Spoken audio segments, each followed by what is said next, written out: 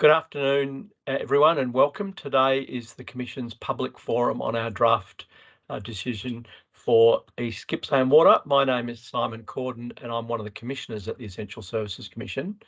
To let you know, this forum is being recorded to ensure access to those unable to attend at this time. So any statement, comment or question you make will be included in the recording, which we plan to make available on our website. So to start, I'd like to acknowledge the traditional owners of all the lands wherever you are today. For me, that's the lands of the Wurundjeri people of the Kulin Nation. I'd also like to acknowledge the traditional owners of the land and water of the service area of East Gippsland Water, the Gunai, Kunai, Bidwell and Narugo Monero people. And I'd like to pay my respects to elders past and present and extend the respect to all Aboriginal people here today. We know through our work that the water and the proper management of it is an important issue for Aboriginal peoples. Is it the embossed sort of number on the front? No, that's my birthday. Seem to have somebody else who needs to go on mute. I'm not sure whom that might be, but all the best with whoever's birthday it happens to be. Thank you for taking the time to come together this afternoon. First, I'd like to introduce the staff from the Commission. We've got Senior Regulatory Manager Dean Whittington, who will be speaking to you shortly, and we've also got other members of the water team of the Commission.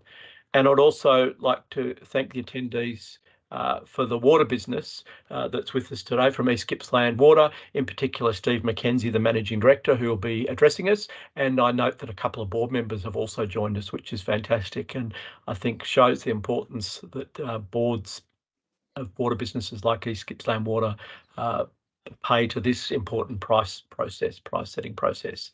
Look, I'd also like to thank all the other people on the call for making time to join us today. Just for housekeeping, before we get to the agenda, some quick housekeeping. If you've got any questions or comments while someone's talking, if you could type them into the chat, we'll then build them into the conversation. If you can keep your microphone muted when not speaking to avoid feedback and background noise, that'd be fantastic.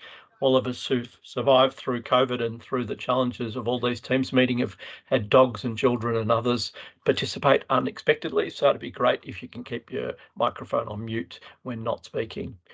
In addition to your participation today, you can also provide written feedback via the Exchange Victoria website. But please just let us know if there's another preferred option for how we can engage with you, because we're always open to feedback. And the web address for Engage Victoria will be on the slides we're about to start sharing with you. So I'll use the first part of this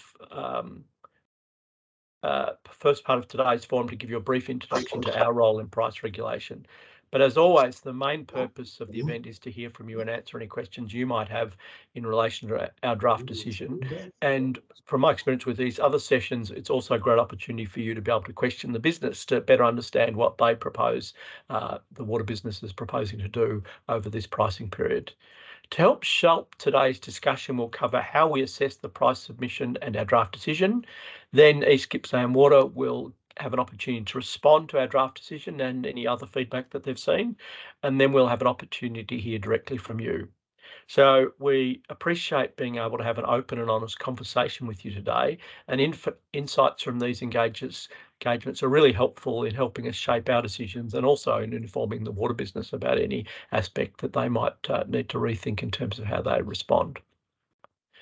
So our role in price regulation. We regulate Victoria's energy, water and transport sectors, and also oversee the Fair Go rates system, which applies to local government rates. We also administer the Victorian Energy Upgrades Program. Now, we've been regulating water prices for more than 20 years, including for East Gippsland Water as an organisation. And for the water sector, we approve the prices and service standards, we monitor and report on their performance, and we administer the customer service codes. We're currently in this process reviewing water prices which will apply from the 1st of July 2023, that's this year, for 14 water businesses. The prices we approve will reflect an assessment of the efficient costs water businesses need to recover to provide the valued services they do to the community. Following our consultation, we will issue a determination that sets the maximum prices that East Gippsland Water may charge its customers. So, to give you more detail on how we've assessed this submission, I'd like to hand over to Dean Wickington, who will step us through how we assess the price submission and our draft decision. Over to you, Dean. Thanks, Simon. Afternoon, everyone. Thanks again for coming today. As Simon mentioned, I'll just give a high-level overview of how we assessed East Gippsland Water's price submission and touching on some key points in our draft decision, our initial views, and that'll be followed by Steve at East Gippsland Water, who will touch on their submission and their response to our draft as well. We at the Commission, we're tasked with approving maximum water charges, and our obligation to do that and the things that we need to consider in terms of assessing price submissions is set out in something called the Water Industry Regulatory Order. That's an instrument issued by government that pretty much sets out the rules of the game in terms of pricing and the things that need to be considered by us and also by water businesses. Before each price review, we go into a bit more detail and draw down on the water industry regulatory a bit more to be a bit more specific in guidance that we issue to water businesses about the things that we'd like them to have regard to when lodging their price submission, and also the processes they need to go through as well. So expectations about the overall approach. So for all water businesses, including East Gippsland Water in Victoria, we assess what they put in front of us against our guidance and the Water Industry Regulatory Order. In 2018, we introduced something called Primo, which was really an incentive. It's an incentive framework for businesses that tries to ensure that they've got good rewards for delivering or seeking to achieve better value for their customers. A key platform of Primo is engagement. It's really sort of the underpinning of the Primo framework, and the expectation that we've built in is that businesses engage really well with their customers to find out the things that they value most and whether they have any concerns and issues that they'd like a business to consider as they put forward its price submission and then ultimately put forward something for us for our consideration.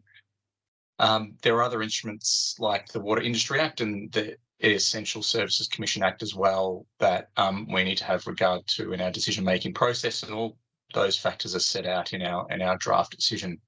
Next slide, thanks. It's up to East Gippsland Water to propose prices and services that are consistent with our order, our guidance and the legislation, as I mentioned before. For us, though, the draft decision stage is really important.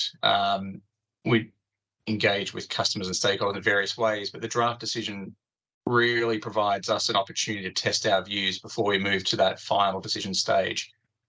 Sets out what we propose to approve or not approve, and allows the business, East Gippsland Water and others, to respond before we make our final decision and a price determination. So today is an important part of that process, as well as the submissions we'll receive.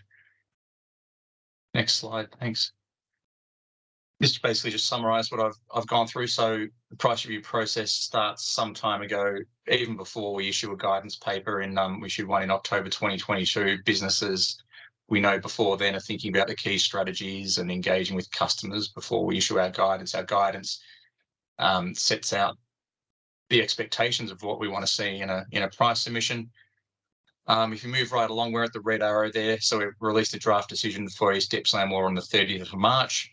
And submissions on our draft decision close on the 9th of May, and in June we'll be issuing a final decision and also a price determination. And under East Gippsland Water's proposal, that determination will apply for 5 years from the 1st of July. In terms of assessing proposals, so we've had that since September last year. So as I touched on earlier, we look at how East Gippsland Water is engaged with its customers and how it's considered that feedback in terms of the proposals that it's put forward. We test the expenditure and demand forecast. So engagement, you want to find out what customers value most. The expenditure forecast mainly are a key input into the prices that are calculated, and also demand. So we go through those with a fine-tooth comb to make sure that they're robust and reasonable. We look at the supporting assumptions and the data behind a price submission, so it has the most recent information on costs, input costs, and things like that being used. How a business has managed its risk, and it's also its performance. So managing risk, there are ways that businesses can take on risk for on behalf of customers. So we look at how a business has done that, and also its performance over the current period. So you obviously have more confidence of submission if a business has performed well in the current period. So that's one thing we look at. I mentioned OPEX, operating costs, and capital expenditure already. In terms of capital expenditure, one of the things we do look at quite closely is the planning that's gone behind a program put forward by a business, and testing whether, I guess, the timing of capital expenditure is feasible and reasonable given what's happening in markets and things like that. And we do obtain help from expert consultants where appropriate as well to help us test some of the claims put forward by businesses. Thanks, Ed. In summary, just our draft decision. So East Gippsland Water proposed a 5-year pricing period. So that proposal was for prices increasing slightly in real terms. That is before inflation. I think it was 0.3% per annum. And I think our decision lowered that a little bit. Proposed to accept key elements of the price submission. So overall, we had some minor adjustments to the costs put to us by East Gippsland Water. They were on the operating cost side of things. So that was around the efficiency hurdle. So we've challenged the business to achieve a slightly higher rate of ongoing efficiencies to embed in its costs, and also capping wage and salary increases to inflation. So they're the two things. They had a fairly minor impact on the overall cost requirement put forward by the water businesses. Accepted proposed tariff structures. So this is a mix of, charges that appear on bills, like fixed and variable charges for water and sewerage services, and also the form of price control put forward by the water business, which is essentially a price cap, and that has benefits for customers in terms of locking in maximum prices over a 5-year period, so it helps with certainty. The business also tested its guaranteed service levels with its customers, and on the whole, we've accepted that. These guaranteed service levels provide rebates to customers or the community if certain service expectations aren't met. So overall, we've proposed a slightly lower revenue requirement than put forward by East Gippsland Water. It was a fairly minor adjustment though. So in response to our draft decision, we've requested that East Gippsland Water reflect our proposed adjustments to its operating costs and also its prices. One key thing that I'll touch on in a moment for businesses, we've challenged them to think about the impacts of high inflation on proposed prices and customer bills. So you'll probably be aware that inflation is running quite high at the moment, and that gets passed through to customer bills. So we've challenged businesses to think about how they consider that in their proposals.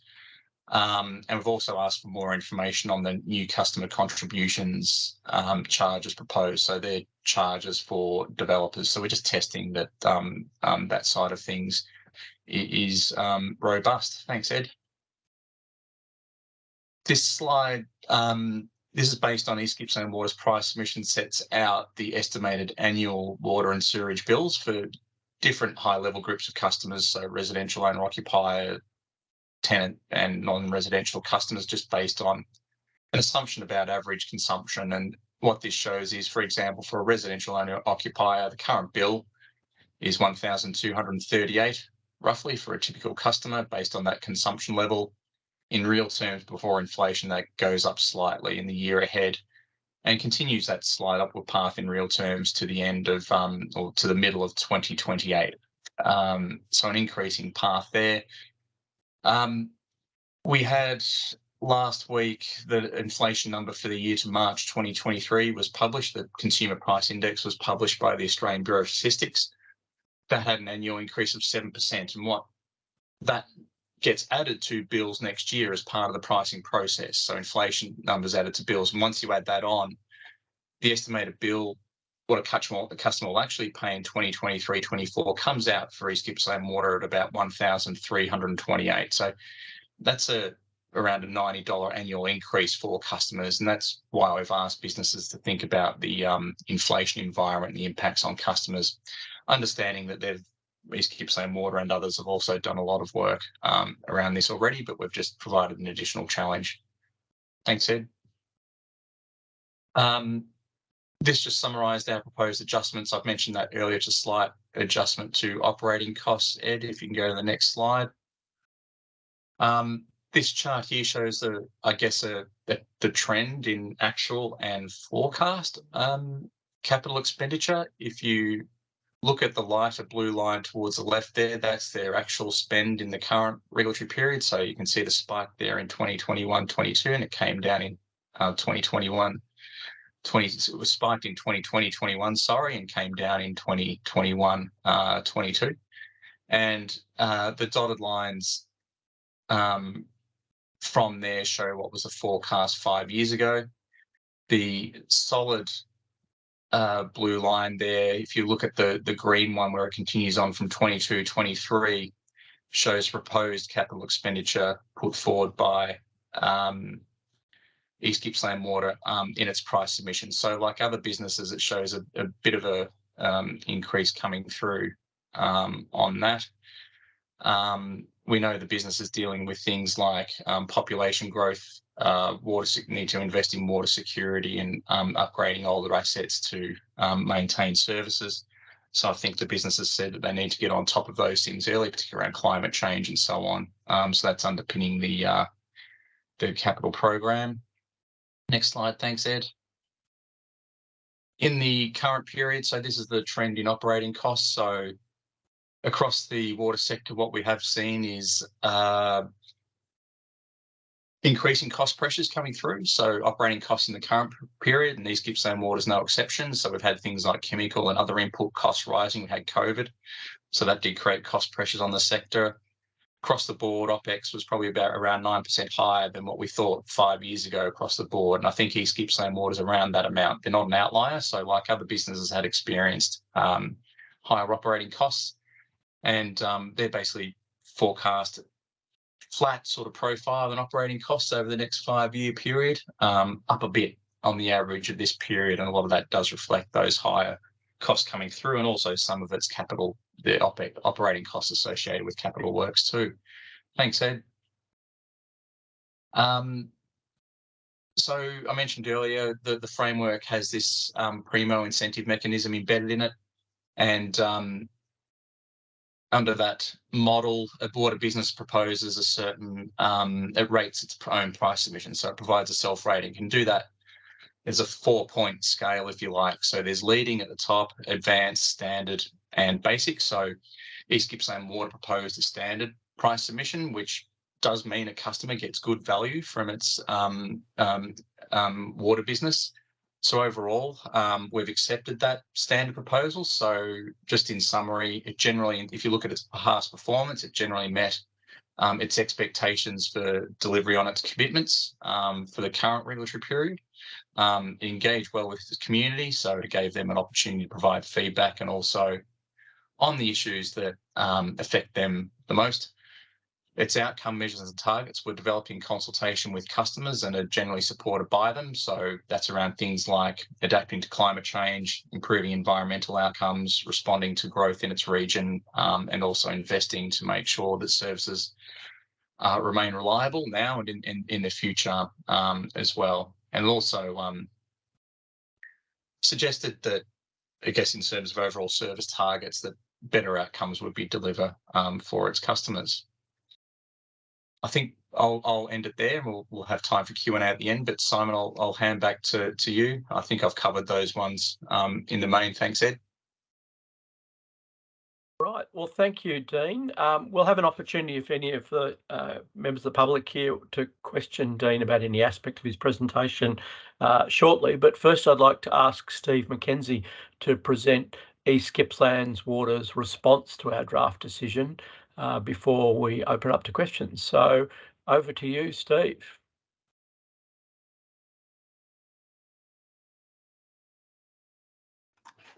Thanks, Simon and Dean. I'm just trying to get the presentation up.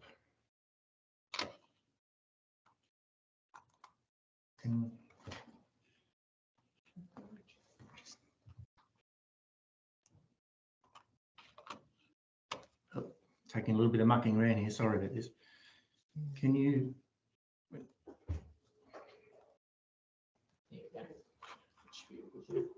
everybody see that now? That's great, Steve. Thank you very much. Sorry about that confusion, but we're here. We're off and running. Yeah, so that was a great introduction. It said a lot of the, I guess, the fundamentals and the framework we work within, so I won't be going over a lot of that. We are joined today by a number of our board members and our executive team. So we've got a number of people in the audience who are here to demonstrate our support for the process, but also if we get into some technical issues and I'm not quite able to answer the questions, we've got some of the people who put their submission together to help. So I'll take the presentation through in 5 parts. I will make a quick statement about our response to the draft decision. We'll talk about how we're supporting customers in hardship, which Dean and Simon have highlighted is important in this high inflation environment. Our planning context, which is a lot to do with climate, our major investments, and then I want to finish the last slide or two is really around projects that actually aren't in the price submission.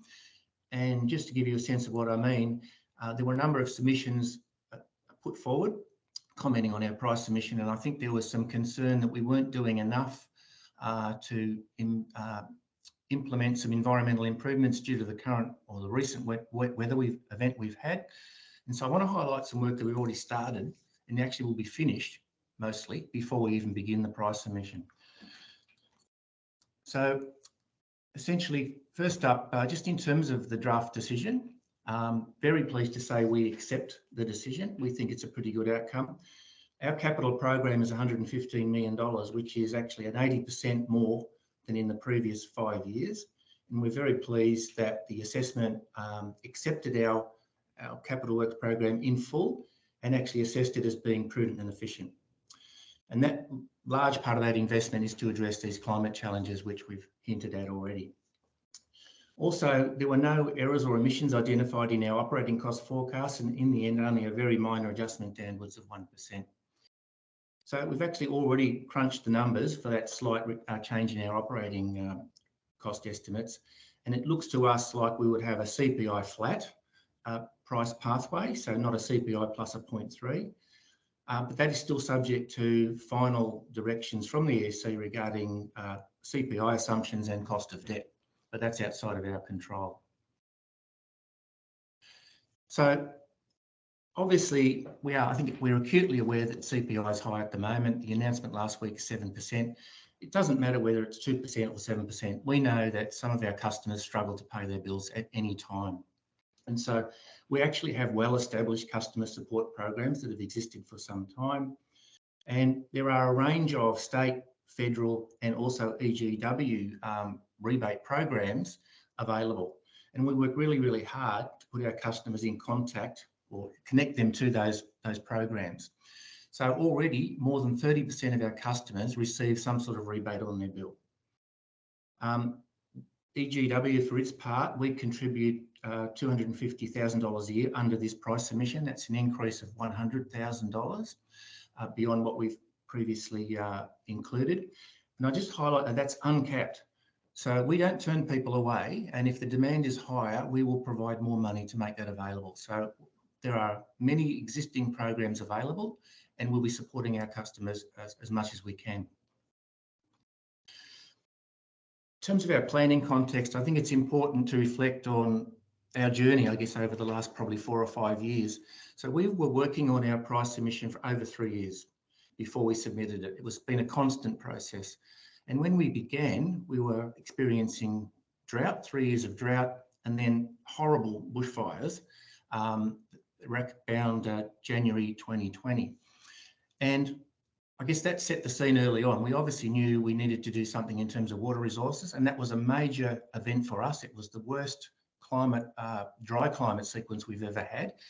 And while we didn't run out of water, we could have gone very close to running out. So a big part of our plan is to shore up water resources and make our communities more resilient for drought and bushfires. But as we got closer to the end of preparing our price submission, we found it had actually flipped completely the other way. We've had effectively what I think of as a slow drowning event. We've got about 18 months of steady rain, which included the wettest year on record. So within the space of 2 years, we've moved from the driest climate conditions on record, which go back to, I think, about 1930 or so, to the wettest. So we're having to prop up both ends of the system at the same time. So that's our context. So clearly our priorities, the first couple are really obvious. We can't obviously change the weather, but we need to prepare for drought and floods at the same time. Other priorities we have are our people. Our people are frankly fatigued, like everybody else, because of the climate events we've experienced, because of COVID, because of all the economic issues that are going on around at the moment. Our people are no different. So it's really important that we support them with a healthy workplace, with various programs, but we also recruit people to help us deliver the programs. We develop them up to higher levels of skills and we keep them. So that's a big part of our emphasis during the next 5 years, is also on our people. The fourth element of our priorities is investment in our core assets and services. So while we're having to spend money on these climate adaptation, we cannot afford to neglect our current assets. We have about $900 million of assets that require steady investment ongoing forever to make sure we can provide safe and reliable services. The final, I guess, priority for us in our price submission is we've really got to simplify our business systems for our staff and customers. Now that's important so we can deliver efficiencies, but what I'm talking about here is some of our business systems, our back office bureaucracy that our staff have to deal with, but also our customers have to deal with. So it's really important for us to deliver efficiencies, but also to reduce fatigue for our staff and improve the ease of doing business with us for our customers. There will also be some important investments in increasing our cyber security. So to sort of illustrate where the investment's going, I thought I'd focus on our capital program and just give you a sense of where that is. So the biggest element by far is the yellow bit. It's the renewals. So that's saying that we need to spend about $10 million a year on our current assets, irrespective of anything else that's happening. So forgetting about growth or climate change or changes in regulation, that's the amount of money we need to spend every year just to keep our system safe and reliable. The biggest single project in our program is shown in blue. That's $26 million for a new storage at Woodglen. We have 2 storages there. This is we think at the moment, this is our 3rd storage is required to give us greater security for drought that may occur sooner rather than later. There are a bundle of projects that I've just put in for this chart. I've just included as improvement in compliance. They're across the board. Most of that is in environmental improvement, and I'll go through some of those shortly. And of course, whenever we're building and investing, we need to be continually thinking about growth and adding in elements of upgrades to cater for that. So what does this mean for the business in simple terms, for our financial situation? So I just want to highlight that based on the determination so far and our assessment of our financial situation, we will be making losses of between $5 and $3 million over the pricing period. And we'll also be borrowing heavily to invest in our capital works program. So we'll be borrowing about $70 million. Now, these are not ideal financial numbers, but that's what the business needs to do now to make the long-term investments required to secure services for our customers, protect the environment, and adapt to climate change.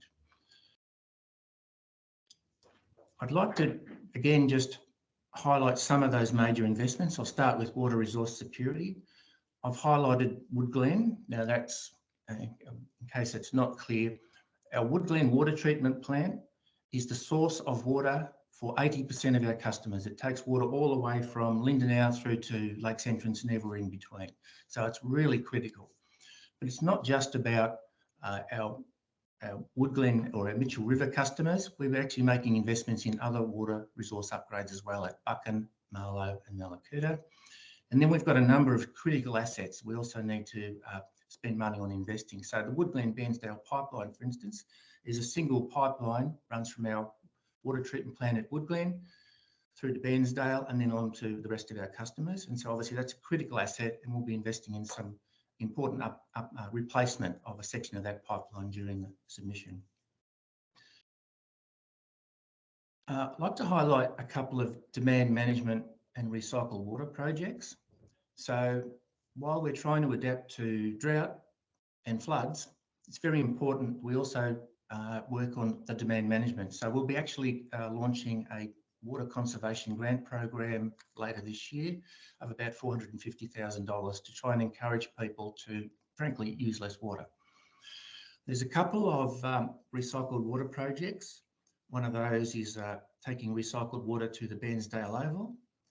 And there's also, the board recently approved our first ever Class A recycled water plant, which is about $2.7 million, and that will kick off later this year.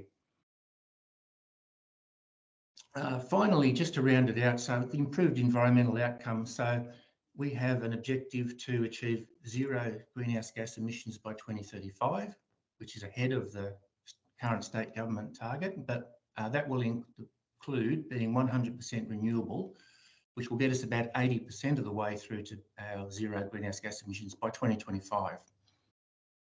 A couple of the big investment projects at our recycled water treatment plants is a large storage at our Paynesville plant, and also a significant upgrade to our Bairnsdale water recycling plant to improve quality. Just highlight also that we have a number of plants, and it's an important maintenance activity is that we actually desludge those plants regularly to ensure that quality is good and we reduce odours. So there's actually an investment of about $5 million to do that. So that, in essence, is the big ticket items that make up our $115 million capital program. But I just wanted to finish on, because there were some comments around we're not doing enough. There seems to be a lot of investment at Paynesville and nowhere else. So I just want to highlight that. And the key point is that we actually submitted our price submission 7 months ago, and it doesn't start for 2 more months. We haven't waited. We can't wait. There's too many important investments we needed to make to get ourselves up and running. We've been dealing with this wet weather event for the last couple of years, and we've started. So as well as the major upgrade at Bairnsdale that I talked about in the previous slide, we've already approved a $2 million urgent investment to improve the wet weather capability of the Bairnsdale wastewater plant. At Paynesville, in addition to the storage that we'll be building, we've already engaged a contractor to expand the irrigation by 26 hectares. They've started. That work will be finished by July. Opportunistically, some land became available adjacent to the Paynesville plant, so we purchased that land. That wasn't budgeted, wasn't in the previous price submission, but that's already underway, and we'll be settling on that land in June.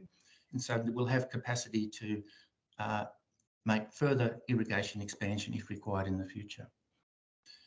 At Meetung, we're also expanding the irrigation system with a new travelling irrigator. That contract has already started. I think the work may even be underway. Will be finished by June. And at Lakes Entrance, we've already signed contracts for a number of upgrades to the quality and also for odour control. Now that's underway, and that work will be completed this year.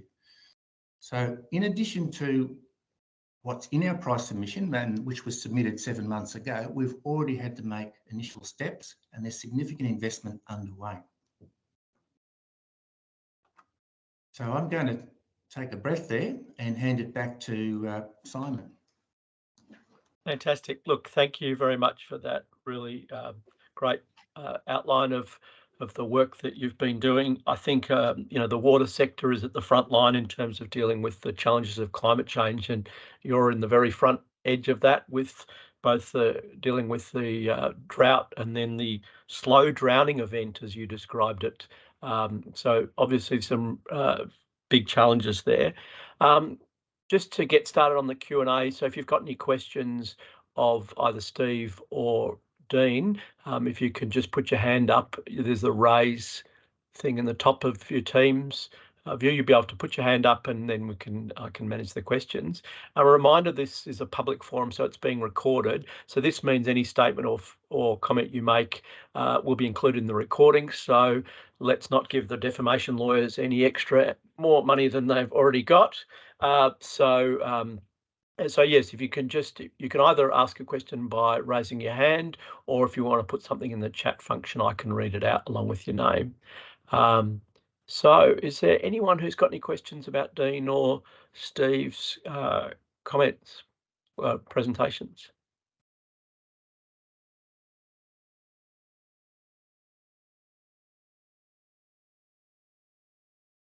Hopefully you found what was covered was useful, gives you a better understanding. I'm keen what people think of our draft decision on what's been proposed, and in terms of the prices, but also the service commitments.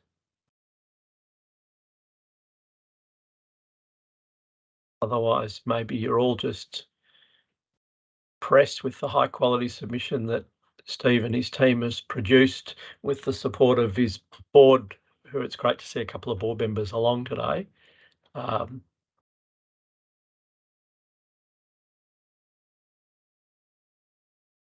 So is there anyone who wants to ask any questions?